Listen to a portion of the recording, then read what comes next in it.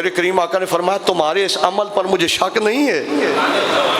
مت سمجھے کوئی کہ شک تھا، قسم اٹھائی، نہیں شک نہیں ہے۔ آتانی جبرائیل، تمہارے اس محفل کو دیکھ کر جبرائیل میرے پاس آیا ہے۔ فاخبرنی، اس نے خبر دی ہے مجھے آ کر، کیا ان اللہ عز وجل یبائی بکم الملائکہ، کہ محبوبہ آپ کے غلام جو میلاد مصطفیٰ کی محفل اور حضور کا احسان جو اللہ نے کیا ہے، اس احسان کی وجہ سے اکٹھے ہو کر ذکر اللہ کر رہے ہیں۔ اللہ وحدہ لا شریک فرشتوں میں فخر فرما رہا ہے۔ اور میلاد بنانے والوں مبارک ہو تمہیں کہ تم تو وہ ہو اور زمین پہ چٹائیوں پہ بیٹھ کر سونے کا میلاد پڑھتے ہو۔ اللہ لا مقام پہ اور فرشتوں کی محفل میں تمہارا نام لے کے فخر فرماتا ہے۔ اسی لیے علامہ نے کہا ہو نہ یہ پھول تو بلبل کا ترنم بھی نہ ہو، چمنے دہر میں کلیوں کا تبسم بھی نہ ہو، او یہ نہ ساکی تو پھر مہ بھی نہ ہو، خم بھی نہ ہو، بزم توحید بھی دنیا میں نہ ہو، تم بھی نہ ہو۔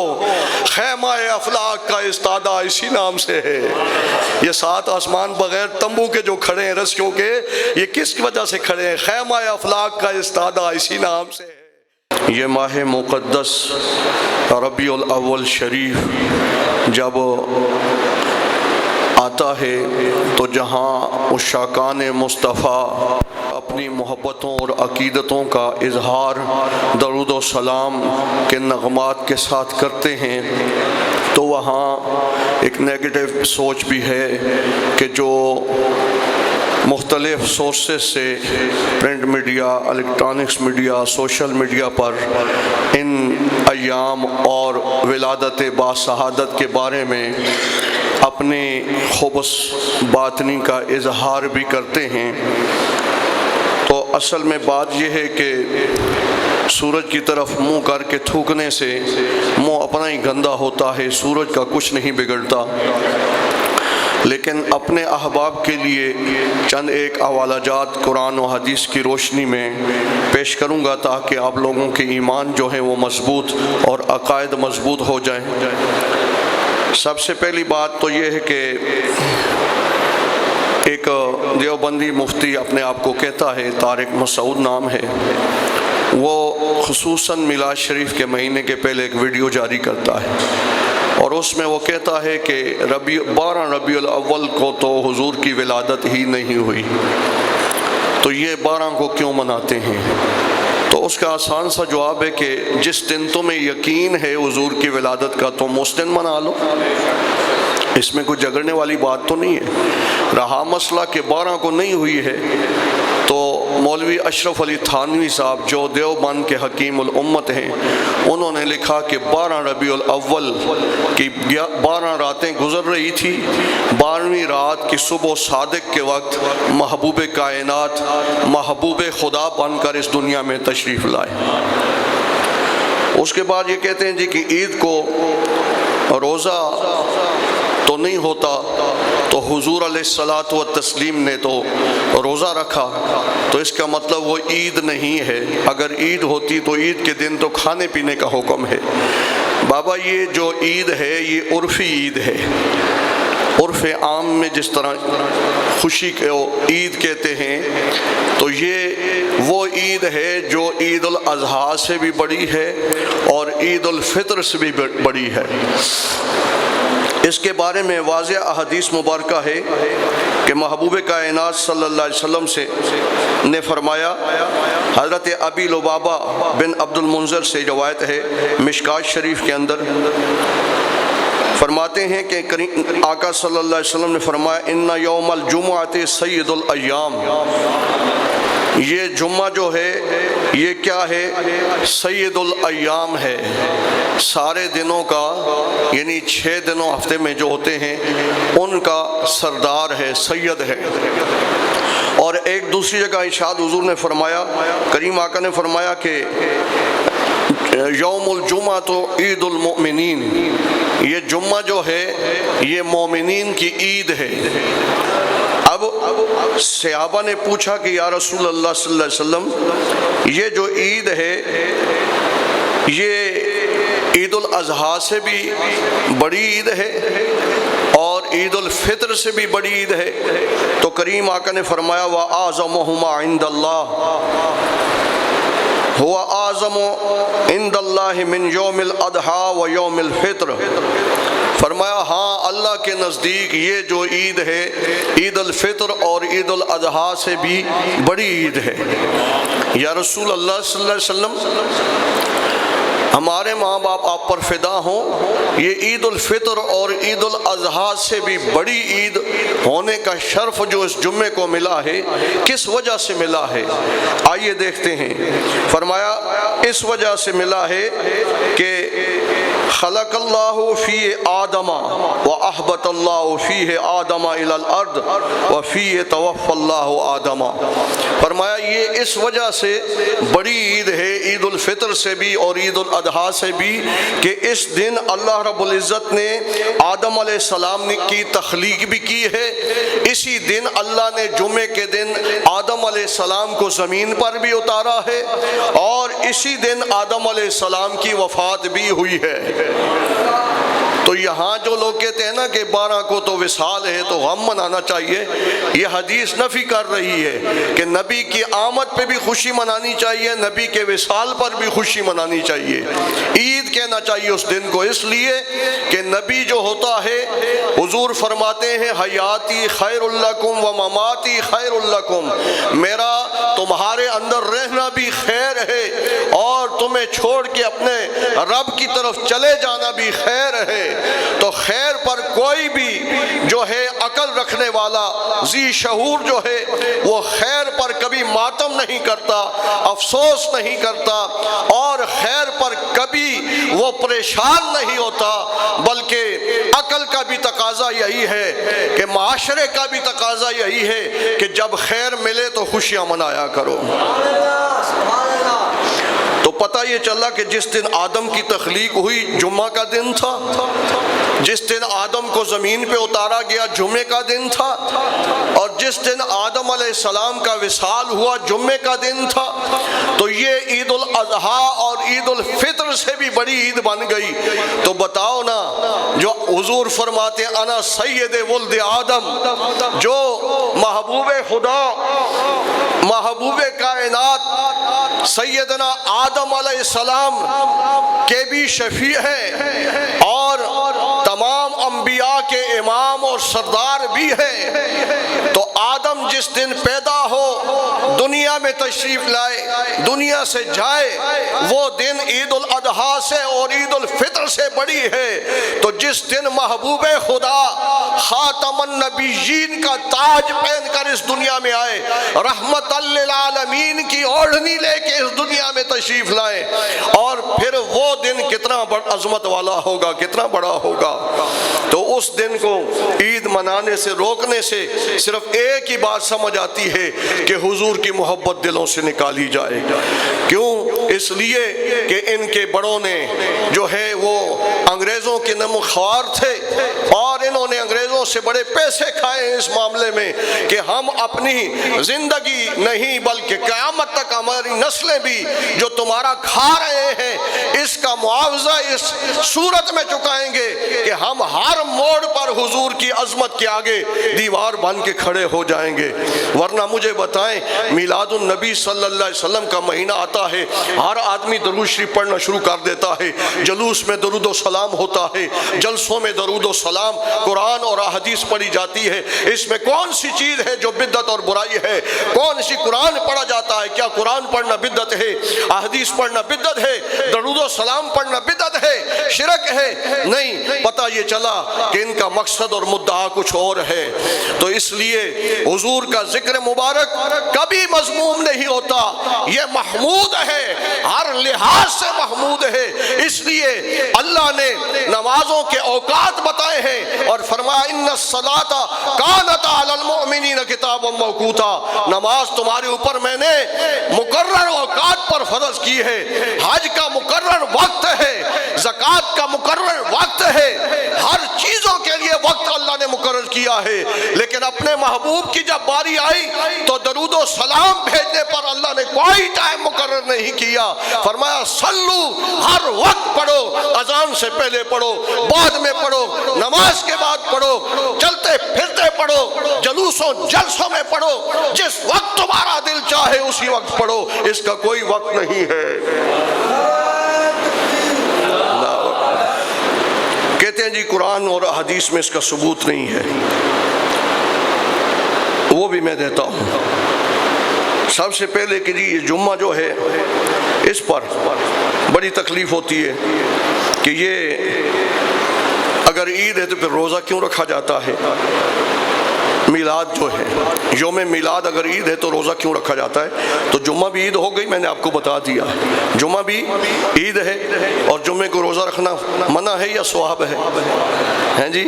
اور پھر ایک اور صحابی ہیں حضرت عبداللہ ابن عباس، رسول اللہ صلی اللہ علیہ وسلم کے چچا زاد بھائی ہیں، پہلے مفسر قرآن ہیں، وہ فرماتے ہیں کہ ایک یہودی جو ہے وہ ہمارے پاس آیا اور آ کر کے کہنے لگا، مشکات شریف میں بہت ساری کتب میں حدیث موجود ہے، کہنے لگا اے عبداللہ ابن عباس، تمہارے نبی پر ایک آیت کریمہ ایسی نازل ہوئی ہے، اگر وہ ہمارے نبی پر نازل ہوتی تو ہم ہر سال اس کو عید مناتے۔ تو حضرت سیدنا عبداللہ ابن عباس تو محبوب خدا کے منظور نظر تھے، میرے کریم آقا نے ان کو نگاہوں سے توحید کے جام پلائے ہوئے تھے، تو وہ کہنے لگے تم ہر سال عید مناتے ہو ایک، لیکن دیکھو جس دن آیت کریمہ نازل ہوئی ہے آلریڈی ہماری اس دن دو عیدیں اکٹھی تھی۔ وہ آیت کون سی تھی؟ الیوم اکملت لکم دینکم واتممت علیکم نعمتی ورضیت لکم الاسلام دینا۔ فرمایا اس دن جو تم ایک عید مناتے، ہماری تو ڈائریکٹلی اس دن دو عیدیں تھی جس دن اس آیت کا نزول ہوا ہے۔ کہا کون سی؟ کہا یوم الجمعہ بھی تھا اور یوم عرفہ بھی تھا۔ پتہ یہ چلا کہ یوم جمعہ بھی عید ہے، یوم عرفہ بھی عید ہے، اور یوم عرفہ میں صرف حاجی جو میدان عرفات میں ہیں ان کے لیے منع ہے روزہ، باقی پوری امت مسلمہ کے لیے روزہ رکھنا پورے سال سے بھی زیادہ اجر و ثواب ہے۔ تو یہ عید ہے، صحابی کہہ رہے ہیں عید ہے اور عید کو روزہ رکھنا بھی ثواب ہے۔ جی یہ صحابہ نے نہیں منایا، مجھے یہ کوئی قانون دکھا دے کہ جو صحابہ نے عمل نہیں کیا وہ ہم نہیں کر سکتے، وہ بدعت ہے یا شرک ہے یا حرام ہے، کوئی یہ قانون مجھے بتا دے، میں ماننے کے لیے تیار ہوں، لیکن میں بتا سکتا ہوں ایسا کوئی قانون نہیں ہے قرآن و سنت میں کہ جو کام صحابہ نے نہیں کیا وہ ہمارے اوپر حرام ہے، وہ بدعت ہے، وہ شرک ہے، کوئی ایسا نہیں، کیونکہ صحابہ کے وسائل بڑے محدود تھے، اللہ نے ان کی بھوک کا صدقہ اور محبوب خدا کی اس مبارک شکم پہ جو پتھر باندھے ہوئے تھے آقا کریم نے، اور فقر اضطراری نہیں اختیاری تھا، اس کے صدقے اللہ نے اپنے محبوب کے غلاموں کے لیے خزانوں کے منہ کھول دیے ہیں۔ اس وقت وسائل نہیں تھے صحابہ کرام کے پاس، کتنے کتنے دن پیٹ پہ پتھر باندھے ہوتے، بھوکے رہتے تھے، جو بھوکے ہوتے وہ لنگر کی دیگیں کس طرح چڑھاتے؟ وہ قرآن مقدس کے صحیفے جو ہیں وہ چمڑوں پر لکڑی اور پتھروں پر لکھتے تھے، اگر ان کے پاس کاغذ اور کپڑا نہیں تھا تو وہ جھنڈیاں اور جھنڈے کیسے لگاتے؟ یہ سوال کرنا ہی جہالت پہ مبنی ہے کہ جو صحابہ نے نہیں کیا وہ ہم نہیں کرتے۔ بھائی صحابہ نے خوشیاں منائی ہیں، انداز مختلف تھا، انداز جدا تھا خوشیاں منانے کا، وہ میں آگے چل کے صحیح احادیث میں بتاؤں گا کہ صحابہ نے خوشی حضور کے آنے کی منائی ہے کہ نہیں منائی ہے۔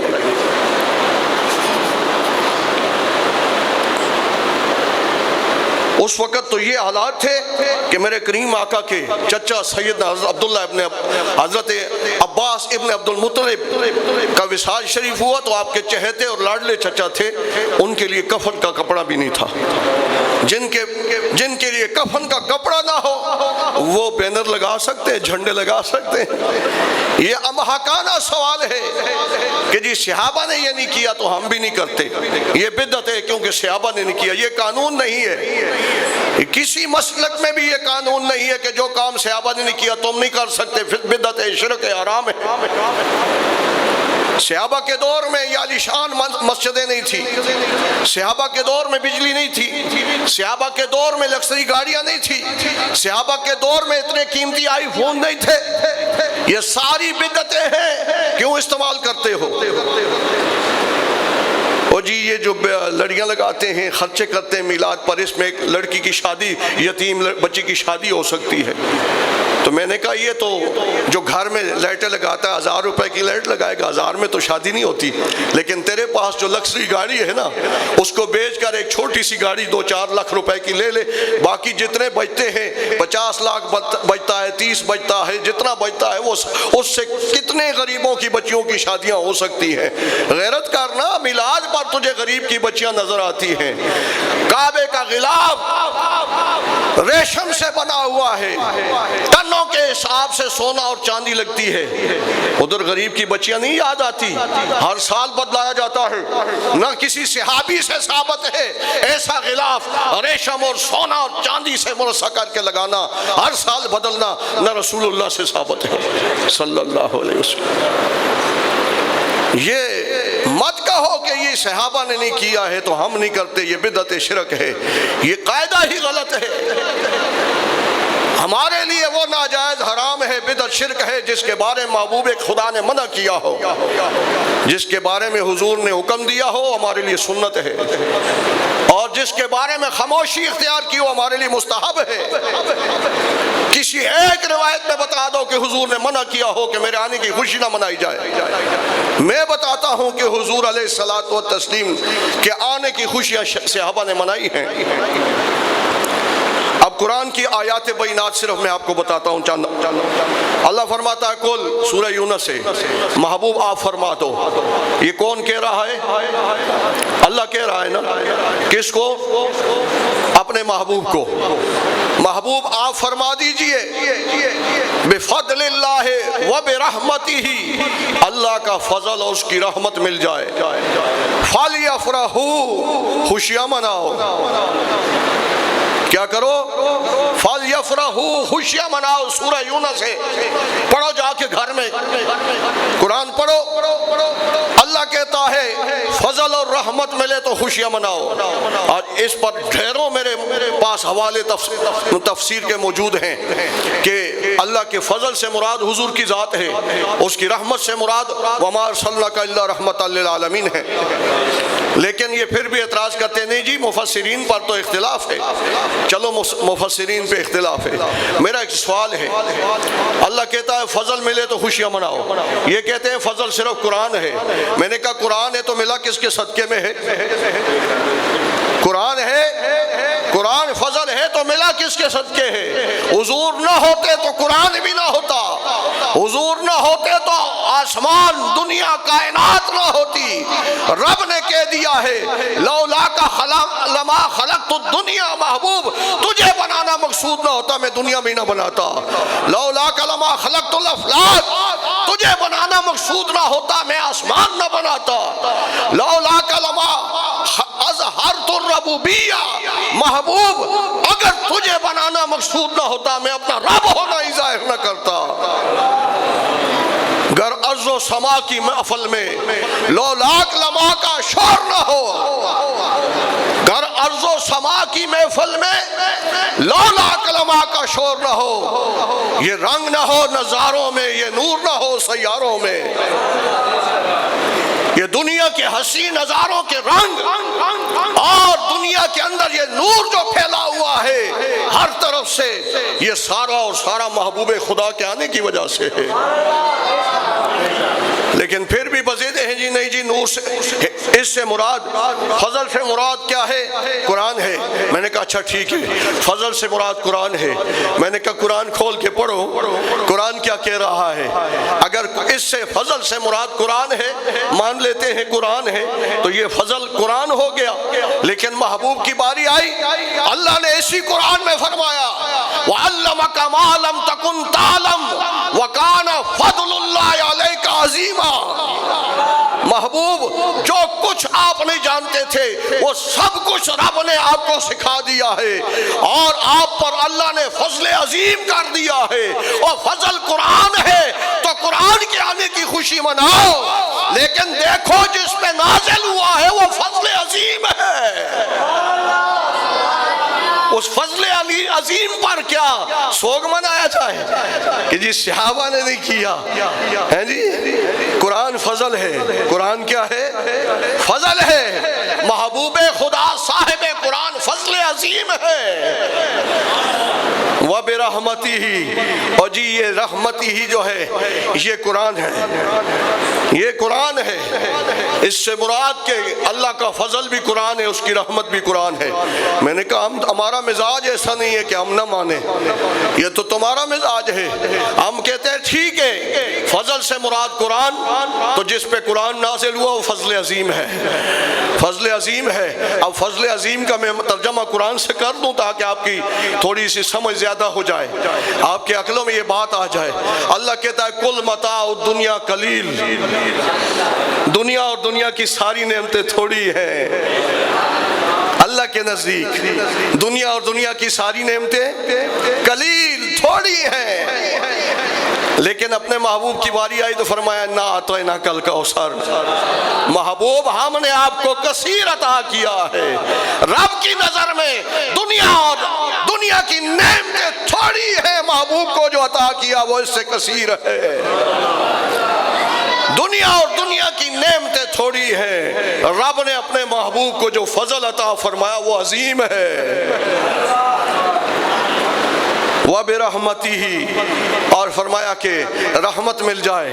یہ قرآن ہے جی، اس سے بھی مراد قرآن ہے۔ میں نے کہا ٹھیک ہے قرآن ہے تو ہم مانتے ہیں قرآن ہے، لیکن بتاؤ یہ رحمت قرآن ہے جس پہ نازل ہوا وَمَا أَرْسَلْنَاكَ إِلَّا رَحْمَةً لِّلْعَالَمِينَ ہے،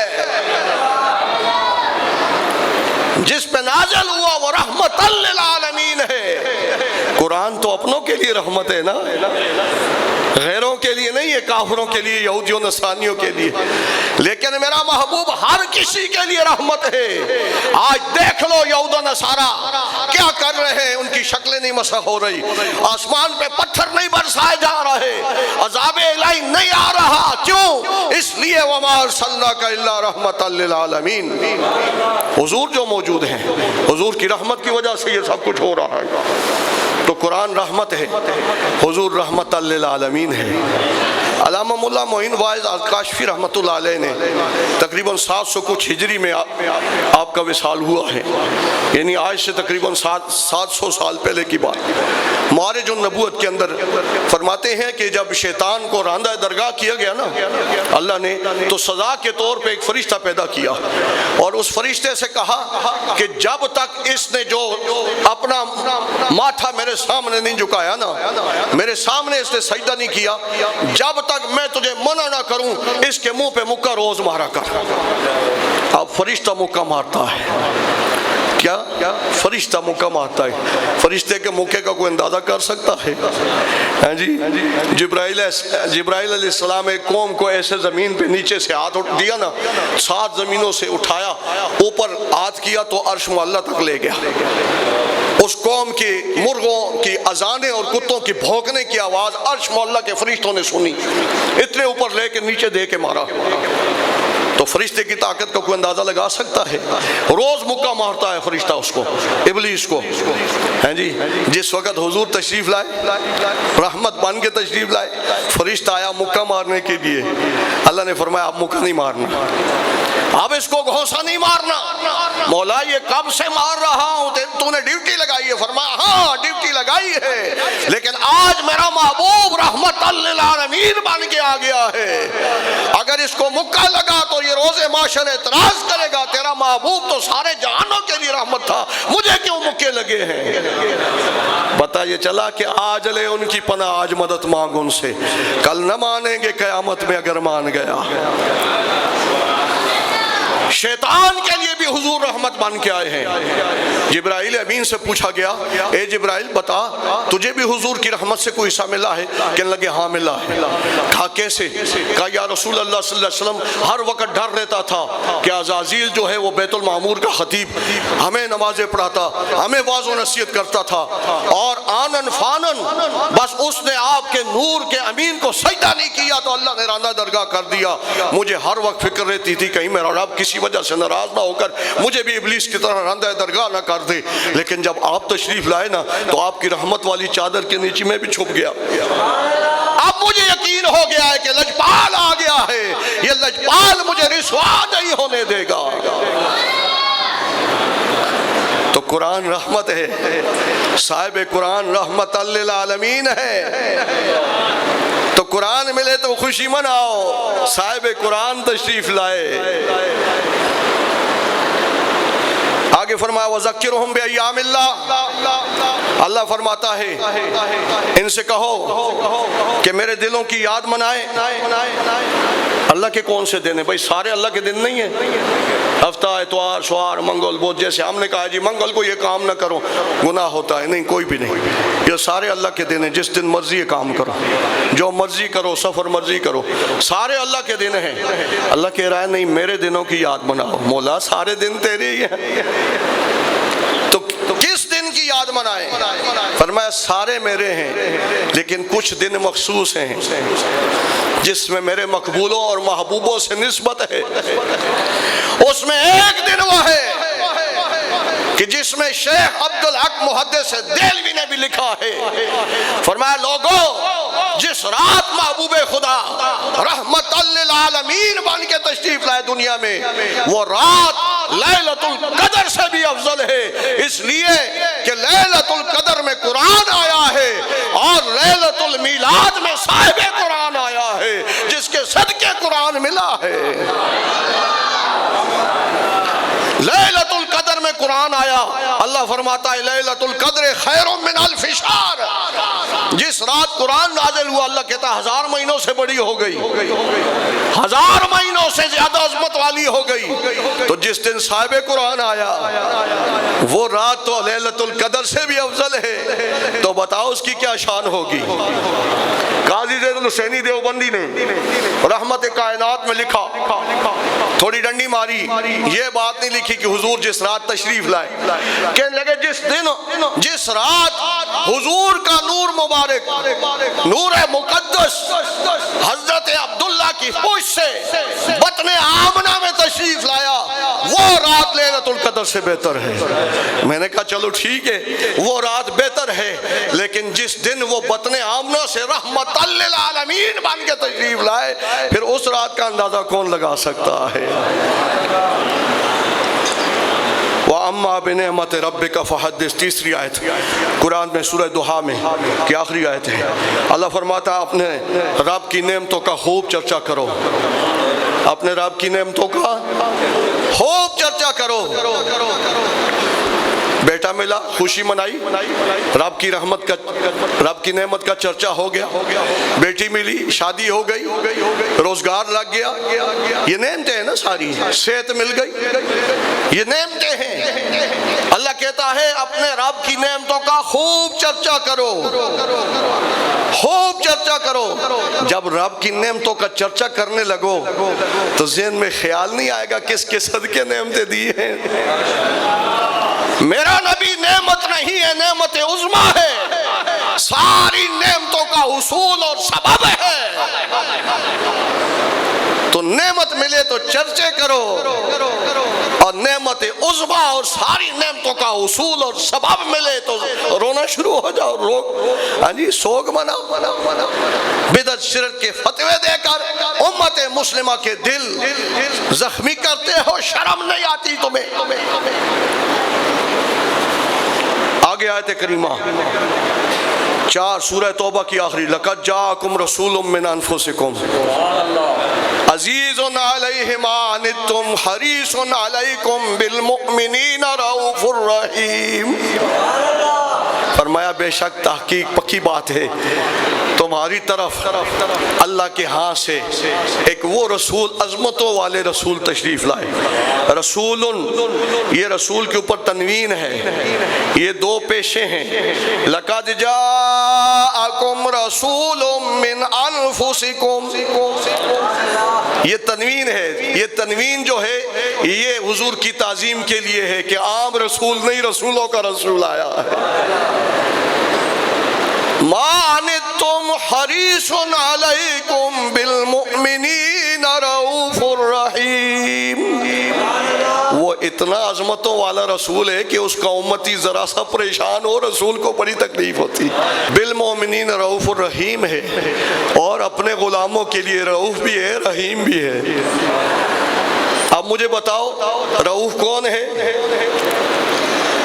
اللہ ہے نا قرآن میں. رحیم بھی اللہ ہے. بسم اللہ الرحمن الرحیم آسان بتا دو. رؤوف کون ہے؟ اللہ ہے. رحیم بھی اللہ ہے.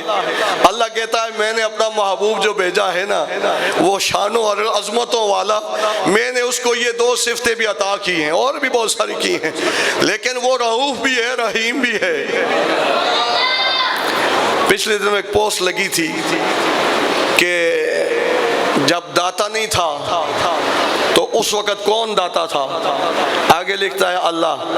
تو کہتا ہے اس داتا کو چھوڑو نا, یہ تو پہلے نہیں تھا بعد بھی مر گیا.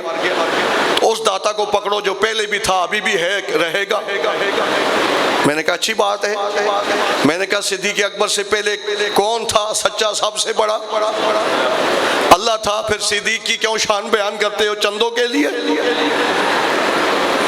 فاروق اعظم اللہ ہے. اس فاروق اعظم سے پہلے اللہ تھا, اس فاروق اعظم کے بعد بھی اللہ ہے. پھر کیوں فاروق اعظم کی شان بیان کرتے ہو؟ عثمان غنی, اللہ کہتا ہے میں غنی. عثمان سے پہلے بھی غنی بعد میں بھی غنی. پھر تم کیوں عثمان کو غنی کہتے ہو؟ یہ لایانی باتیں ہمارے ساتھ نہ کیا کرو. ہمیں تمہاری لینگویج میں بھی جواب دینا آتا ہے لیکن ہم پھر برداشت کر جاتے ہیں. خبردار مت کسی اللہ والے پر بھونکو. سورج کی طرف منہ کرنے والے کا منہ اپنا گندا ہوتا ہے, سورج کا کچھ نہیں بگڑتا. تمہارا اپنا منہ گندا ہوگا, کبھی داتا پہ بھونکے, کبھی خواجہ پہ بھونکے, کبھی غریب نواز پہ بھونکے. بھونکتے بھونکتے کتے اتنے کھل گئے ہیں, آزاد ہو گئے ہیں, محبوب خدا پہ بھی بھونکنا شروع کر دیا. حضور کے ذکر مبارک کو مذموم کہنا شروع کر دیا, بدعت اور شرک کہنا شروع کر دیا. پھر کلمہ چھوڑ دو. مرزے کا کلمہ پڑھو وہ تمہارا چچا ہے. اس کا کلمہ پڑھو, تمہارے مولویوں نے اس کا دفاع کیا ہے, اس کا کلمہ پڑھو نا. حضور کا کلمہ پڑھنے کے بعد اگر کوئی حلالی ہے تو اس کے اوپر فرض ہے حضور کی محبت کے بغیر ساری محبتوں کو ایک طرف کر دے, حضور کی محبت میں مست ہو جائے. حلالی ہونے کا تقاضا ہے. حضور کے بعد حضور کے صحابہ اور اہل بیت اطہار کی محبت میں مست ہو جائے.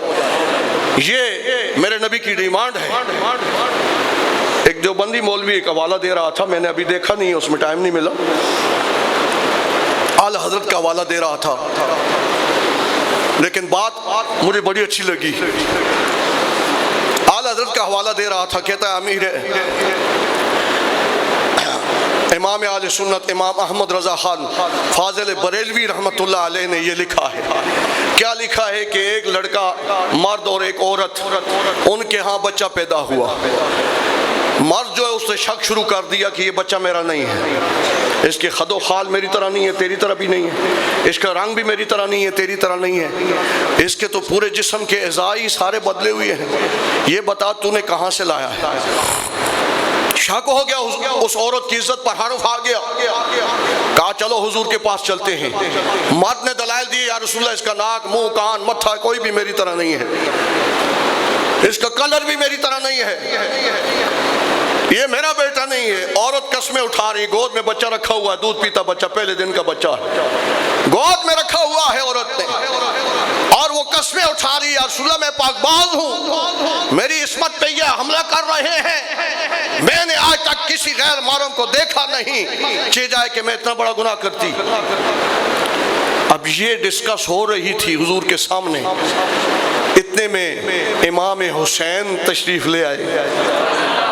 سمجھ گیا نا اشارہ, منہ سے نہیں کہنا چاہتا کیونکہ ہم چھوٹے ہیں وہ بڑے ہیں.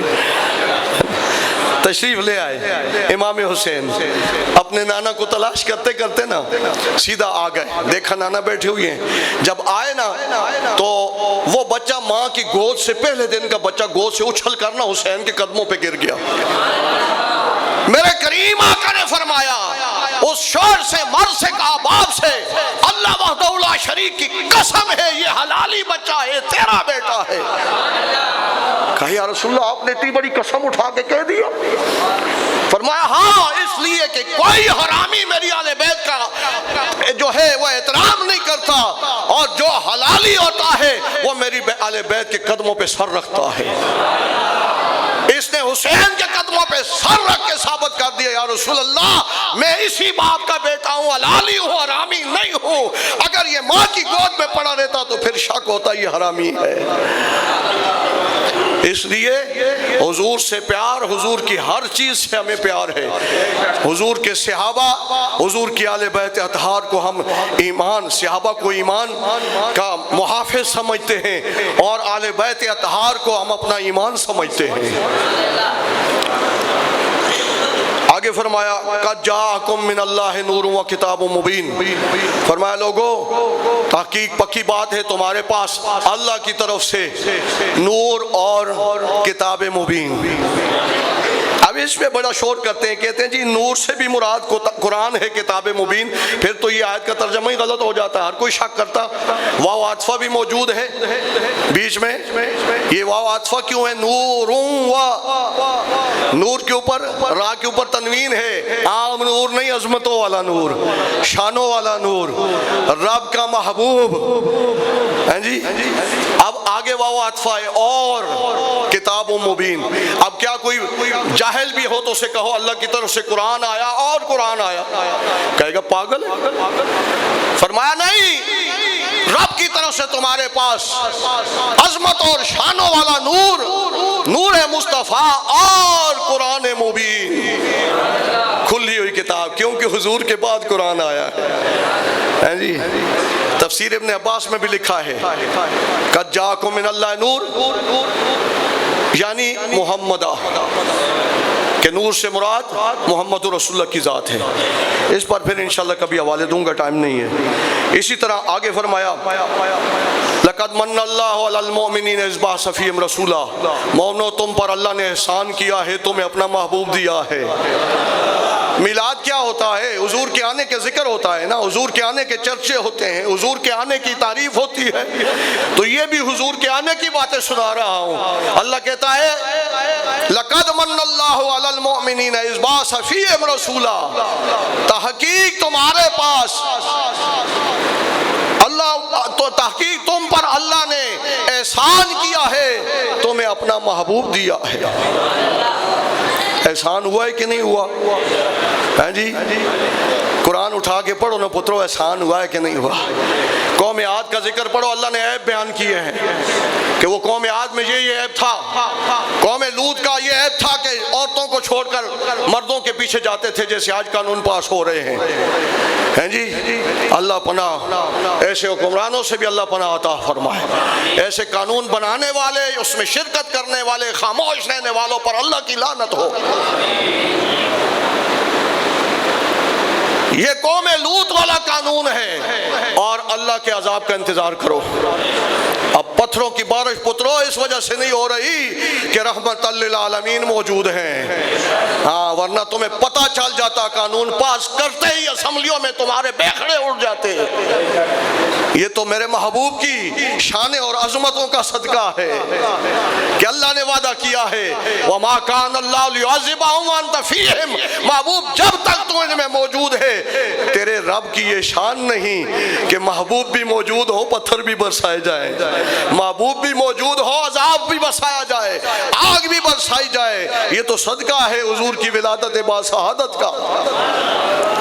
اور ابن اسیر نے اسد الغابہ فی معرفت صحابہ، حسمی نے مجموع الزوائد، احمد بن زینی دخلان السیرۃ النبویہ، اسماعیل نے بہانی نے انوار محمدیہ میں من مواہب لدنیہ کے اندر یہ سارے کتابوں کے حوالے موجود ہیں۔ اس میں حضرت ایک صحابی ہے اور میرا ذہن سے نام اتر گیا ہے، وہ کہتے ہیں کہ نبی کریم صلی اللہ علیہ وسلم جنگ سے غزوہ تبوک سے واپس آ رہے تھے۔ کیا صحابی کیا کہتے ہیں؟ حضور کے صحابہ حضور کے ساتھ جنگ تبوک سے جنگ لڑ کے واپس آ رہے ہیں۔ جنگ لڑنے کے بعد زخموں سے بندہ چور ہوتا ہے، کہتا ہے گھر جا کے کچھ آرام کروں، زخموں پر پٹی لگاؤں، لیکن قربان جائے صحابہ تمہاری عظمت پہ کہ تم زخموں سے چور ہو، مرم پٹی بھی نہیں کی، تھکے ہوئے بھی ہو، بھوکے پیاسے بھی ہو، پھر بھی کہتے ہو حضور کا میلاد پڑھنا چاہتے ہیں۔ کہتے ہیں حضرت عباس بن عبد المطلب کہتے ہیں یا رسول اللہ صلی اللہ علیہ وسلم آپ کی نعت پڑھنا چاہتا ہوں، آپ کا میلاد پڑھنا چاہتا ہوں، آپ کے آنے کی آمد کی ولادت کے تذکرے کرنا چاہتا ہوں۔ میرے کریم آقا نے نہیں فرمایا عبداللہ عباس بن عبد المطلب حال تو دیکھو، زخموں سے چھلنی ہو، خون رس رہا ہے، گرد و آلود سے ہٹے ہوئے ہو، بھوک اور پیاس کے ڈیرے ڈلے ہوئے ہیں، ہونٹوں پہ پیاس کی وجہ سے پیپڑی ہے، پیٹوں پہ بھوک کی وجہ سے پتھر ہے، چھوڑو میرے میلاد کو، چلو گھر جا کے مرم پٹی کرو، نہاؤ، کپڑے بدلو، کھاؤ پیو، آرام کرو۔ نہیں، میرے کریم آقا نے فرمایا جی چچا کرو نا میری تعریف، اللہ تو سانے دن سلامت رکھے۔ پتہ یہ چلا کہ جس منہ سے مصطفیٰ کی تعریف ہوتی ہے اس منہ کو مصطفیٰ کی دعا ہوتی ہے، اور جس منہ کو مصطفیٰ کی دعا مل جائے کائنات میں کسی نعمت کی اس کو ضرورت ہی نہیں، بے نیاز ہو جاتا ہے۔ وہ یار یہ جھوٹے ہیں، یہ نعتخوان جو گلی کوچوں میں آتے ہیں لاکھ روپیہ لے کے جھوٹا عشق کرتے ہیں، تو دیکھو ان کی بھی لکسری گاڑیاں، ان کے پاس دولت کا کوئی حساب ہی نہیں۔ جو سچے منہ سے سچے دل سے نعت حضور کی پڑھتا ہو، حضور کا میلاد کرتا ہو، اس کی کیا شان ہوگی۔ اب وہ کتنے صحابی تھے؟ راوی کہتا ہے 30,000 صحابہ تھے۔ کتنے؟ 30,000۔ ہون تو دل سڑ گیا اسی نا، ہونا نا تو زندہ نہیں ہے جی۔ یہ جی اکٹھے ہو کے جلسہ اور جلوس کہاں لکھا ہے۔ یہ دیکھو 30,000 صحابی حضور کے ساتھ جنگ تبوک سے واپسی پہ آ رہے ہیں، جلوس تھا کہ نہیں؟ یہ واقعہ ان کا ماشاءاللہ بہت خوبصورت جلوس ہوتا ہے، بڑا پرامن ہوتا ہے، اور ہر قسم کے غیر شرعی تقاضوں سے پاک ہوتا ہے جی۔ تو اس میں بھی 30,000 بندہ نہیں ہوتا، لیکن یہاں 30,000 موجود ہیں، سارے عاشق ہیں، منافق کوئی نہیں ہے جی، تماشا دیکھنے والا کوئی نہیں، سب کچھ قربان کرنے والے ہیں۔ اور اس جلوس میں کہتے ہیں یا رسول اللہ صلی اللہ علیہ وسلم اگر اجازت فرماؤ تو میں آپ کی نعت پڑھنا چاہتا ہوں، آپ کا میلاد کرنا چاہتا ہوں۔ میرے کریم آقا نے فرمایا چچا اللہ آپ کے دان سلامت رکھے۔ جی ایک دعا ہے عربوں میں مشہور تھی نا، جو خوش ہوتا اپنے اس کے منہ سے تعریف ہوتی وہ کہتے اللہ تیرے دان پکے کرے، سلامت رکھے جی۔ حضور نے دعا فرمائی۔ اب حضرت عباس جو ہیں وہ حضور کی نعت شروع کر دی، فرمایا وانت لما ولدت اشرقت الارض، محبوبہ جب آپ کی ولادت با شہادت ہوئی، اس دنیا میں آپ تشریف لائے، وضاءت بنورک الافق، کائنات کی ہر چیز آپ کے نور سے چمک اٹھی۔ آپ کی اماں جی نے تصدیق کر دی، فرمایا حضور جب میرے بطن عطر سے میری گود میں تشریف لائے، میں مکے میں بیٹھ کر حضور کے آنے کی اتنی روشنی ہوئی، شام کے مال دیکھنے لگی۔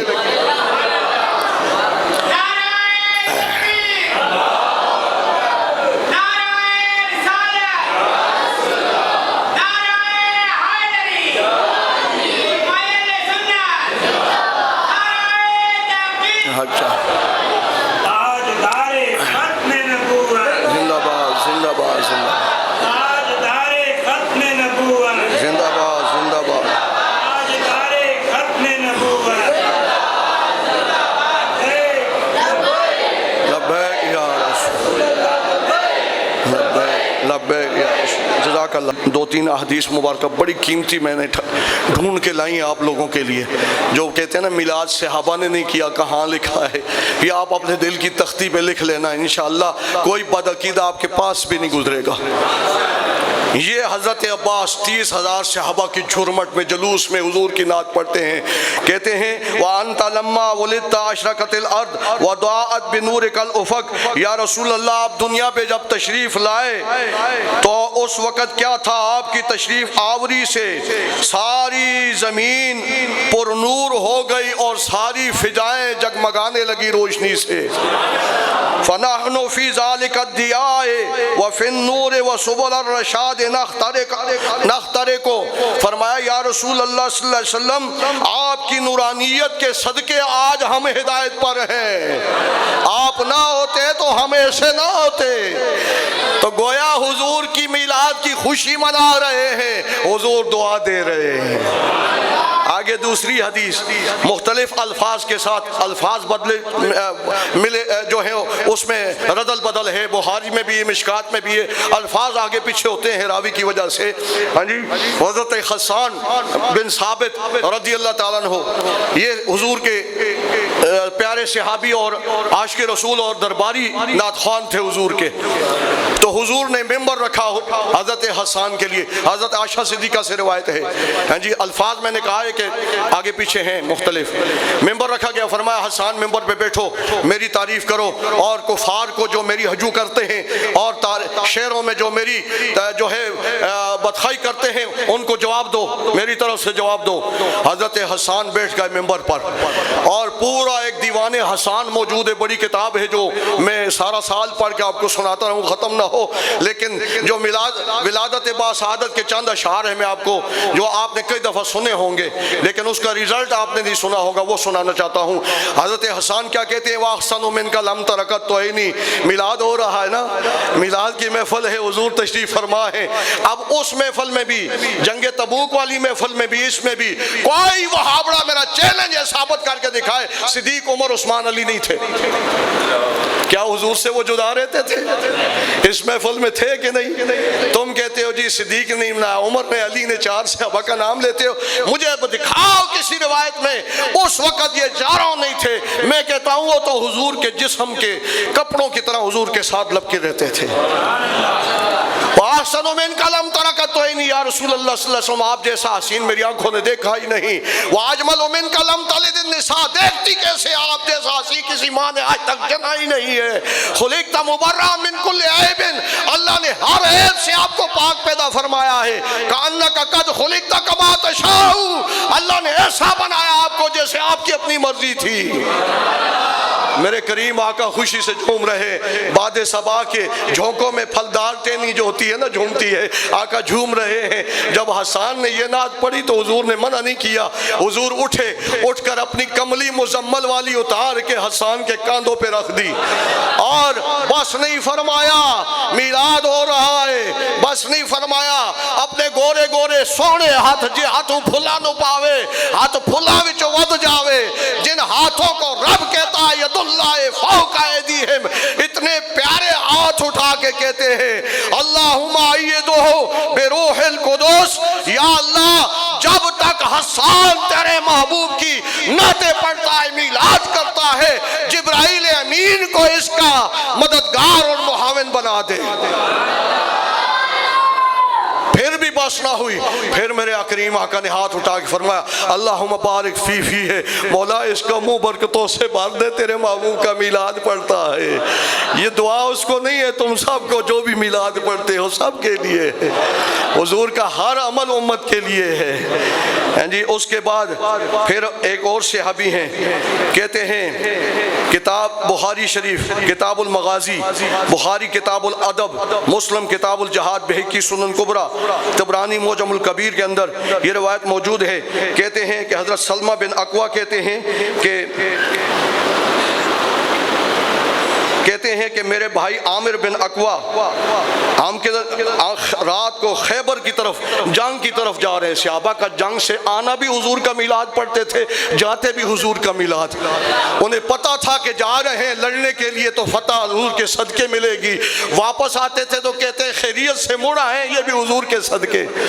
تو تبوک میں جا کر بھی نعتیں پڑھی اور تبوک سے واپسی پر بھی حضور کا میلاد پڑھا اور خیبر میں جاتے ہوئے بھی نعت پڑھ رہے ہیں۔ نعت کیا پڑھ رہے ہیں؟ خیبر کی طرف جاتے ہوئے کہتے ہیں اللہم لولا انت مہتدینا ولا تصدقنا ولا صلینا۔ فرمایا لوگو اللہ رب العزت نے ہمیں یہ شرف عطا کیا کہ ہمیں اپنا محبوب ہمارے درمیان بھیج کر ہمارے جو ہے شامل حال اگر حضور نہ ہوتے، تشریف نہ لاتے، ہم ہرگز ہدایت نہ پا سکتے۔ یہ آج جو ہم ہدایت کے ستارے بن کے ہدایت کے ماتاب کے ساتھ جنگ دشمنوں سے لڑنے جا رہے ہیں، یہ حضور کی آمد کا صدقہ ہے۔ فاغفر فدا لکا متقینا وثبت الاقدام، اللہ کہنا میں تجھ پر فدا کہ تو ہماری خطائیں معاف فرمائے خدا، جب تک ہم تقوی اختیار کیے ہوئے ہیں اور دشمن سے ہمارا سامنا ہو ہمیں ثابت قدمی عطا فرما۔ یہ خیبر میں جاتے ہوئے نعتیں پڑھ رہے ہیں اور آخر میں یہ حدیث مبارکہ میں آپ کو سناتا ہوں، نسائی شریف کے اندر، مسند احمد کے اندر، المعجم الکبیر للطبرانی کے اندر، مسلم شریف کے اندر اور ترمذی شریف کے اندر اور صحیح ابن حبان کے اندر حضرت سیدنا امیر معاویہ رضی اللہ تعالیٰ عنہ سے روایت موجود ہے۔ کہتے ہیں کہ ایک دفعہ صحابہ کا جھرمٹ تھا اور حضور کی نعتیں پڑھی جا رہی ہیں، حضور کا میلاد شروع ہے، ذکر اللہ اور ذکر رسول ہو رہا ہے۔ اسی اسنا میں حضور تشریف لے آئے، حضور تشریف لے آئے۔ جب تشریف لائے نا تو حضور نے فرمایا ما اجلسکم، یہ جلسہ کیا ہے؟ یہ جلسہ کیا ہے؟ یہ جو تم جلسہ کر رہے ہو یہ کیا ہے؟ جی کیوں کر رہے ہو؟ صحابہ نے کیا جواب دیا؟ قالوا جلسنا نذکر اللہ ونحمدہ علی ما ہدانا للاسلام، ہم اللہ کا ذکر سونے کر رہے ہیں، رل کے بے کے جلسہ کر رہے ہیں، جلسے میں اللہ کا ذکر کر رہے ہیں۔ کہا کس وجہ سے؟ کہا اس وجہ سے کہ اس نے ہمیں اسلام کی ہدایت عطا فرمائی ہے۔ فرمایا اور بھی کوئی مدعا ہے؟ سونے تیری عظمتوں پہ قربان، تیری شانوں پہ قربان، تیری اداؤں پہ، سونی اداؤں پہ قربان، تو نے مسئلے حل کر دیے ہیں لیکن پھر بھی اسندے نزدیک کو نظر نہیں آتا۔ کہا اور بھی کوئی مدعا ہے؟ کہا سونے ایک اور بھی مدعا ہے۔ کہا کون سا؟ کہا وَمَنَّ عَلَيْكَ بِكَ، تیرے جیسا سونا محبوب ہمارے اوپر بھیج کے احسان جو کیا ہے۔ لَقَدْ مَنَّ اللَّهُ عَلَى الْمُؤْمِنِينَ إِذْ بَعَثَ فِيهِمْ رَسُولًا وَمَنَّ عَلَيْنَا بِكَ، آپ جیسا سونا محبوب ہمارے اندر بھیج کے احسان جو کیا ہے۔ میرے کریم آقا نے فرمایا قسم اٹھاتے ہو اس بات پر؟ کہا یا رسول اللہ ہاں ہم قسم اٹھاتے ہیں، دو ہی مقصد ہیں، اللہ کی توحید اور رسول کی رسالت، اللہ کی توحید اور رسول کا میلاد، اللہ کا ذکر اور اس کے محبوب کا ذکر، اللہ کا ذکر اور اس کا احسان کرنا کہ اس نے ہمارے اوپر احسان کر کے آپ جیسا سونا محبوب لجپال نبی رحمت للعالمین نبی عطا کیا ہے۔ فرمایا قسم اٹھاتے ہو یا رسول اللہ؟ قسم اٹھاتے ہیں۔ میرے کریم آقا نے فرمایا تمہارے اس عمل پر مجھے شک نہیں ہے۔ مت سمجھے کوئی کہ شک تھا قسم اٹھائی، نہیں شک نہیں ہے۔ آتانی جبرائیل، تمہارے اس محفل کو دیکھ کر جبرائیل میرے پاس آیا ہے۔ فاخبرنی، اس نے خبر دی ہے مجھے آ کر، کیا ان اللہ عز وجل یبائی بکم الملائکہ، کہ محبوبہ آپ کے غلام جو میلاد مصطفیٰ کی محفل اور حضور کا احسان جو اللہ نے کیا ہے، اس احسان کی وجہ سے اکٹھے ہو کر ذکر اللہ کر رہے ہیں۔ اللہ وحدہ لا شریک فرشتوں میں فخر فرما رہا ہے۔ اور میلاد بنانے والوں مبارک ہو تمہیں کہ تم تو وہ ہو اور زمین پہ چٹائیوں پہ بیٹھ کر سونے کا میلاد پڑھتے ہو۔ اللہ لا مقام پہ اور فرشتوں کی محفل میں تمہارا نام لے کے فخر فرماتا ہے۔ اسی لیے علامہ نے کہا ہو نہ یہ پھول تو بلبل کا ترنم بھی نہ ہو، چمنے دہر میں کلیوں کا تبسم بھی نہ ہو، او یہ نہ ساکی تو پھر مہ بھی نہ ہو، خم بھی نہ ہو، بزم توحید بھی دنیا میں نہ ہو، تم بھی نہ ہو۔ خیمہ افلاک کا استادہ اسی نام سے ہے۔ یہ سات آسمان بغیر تمبو کے جو کھڑے ہیں رسیوں کے، یہ کس کی وجہ سے کھڑے ہیں؟ خیمہ افلاک کا استادہ اسی نام سے ہے۔ علامہ اقبال کے پیر و مرشد مولانا جامی فرماتے ہیں کچھ تھا عشق مصطفیٰ کہ جو حضور نے آنے نہیں دیا اپنے روزہ اقدس پہ کہ وہ آ اس طرح رہے تھے کہ حضور فرماتے ہیں اگر وہ آ گیا مجھے روزہ اقدس سے باہر نکل کر استقبال کرنا پڑتا. وہ کہتے ہیں زمین از حب او ساکن فلک در عشق او شہدا. زمین پانی کے اوپر بھی اگر سکون سے کھڑی ہے تو حضور کی محبت کی وجہ سے. آسمان بغیر تھموں بغیر ستونوں رسیوں کے کھڑا ہے. تے بتے سات آسمان یہ حضور کی محبت کے لیے ساکن ہے. تو علماء کہتے ہیں خیمہ افلاک کا استادہ اسی نام سے ہے, نبض ہستی تپش آمادہ اسی نام سے ہے. اللہ رب العزت حضور کا ولادت با شہادت کے اس مہینے میں صحیح جشن منانے کی توفیق عطا فرمائے. درود و سلام کے نذرانے اپنے سونے محبوب کی بارگاہ میں محبت کی مستی میں مست الست ہو کر بغیر کسی وہابڑے کے کانوں میں آواز کے اپنے ہر وقت حضور پر, اپنے نبی پر, اپنے پیارے محبوب پر درود و سلام کے نذرانے بھیجنے کی توفیق.